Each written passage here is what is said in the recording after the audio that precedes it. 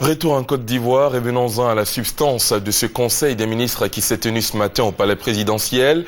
Plusieurs mesures ont été prises dans la nouvelle réforme de la filière café-cacao qui supprime de facto les anciens mécanismes de gestion de la filière. Les détails de notre reporter Abiba Dambélé Saoué.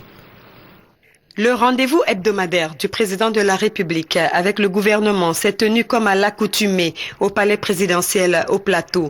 D'importantes décisions ont été prises, notamment concernant la réorganisation de la filière café-cacao.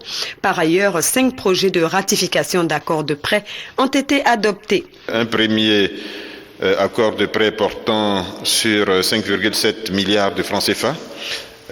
Pour le financement accordé par le Fonds cohésien pour le développement économique arabe, FKDEA, pour le financement de la construction de l'autoroute Saint-Grobo-Yamoussoukro, phase 1, section 1. Et cet accord de prêt boucle définitivement, désormais, donc les besoins de financement pour la construction de cette autoroute. Un autre accord de prêt de 18,6 milliards de francs, conclu entre la BIDC, qui est la Banque d'investissement et de développement de la CEDEAO, et la Côte d'Ivoire, pour le financement partiel du projet d'interconnexion des réseaux électriques de la Côte d'Ivoire et du Mali.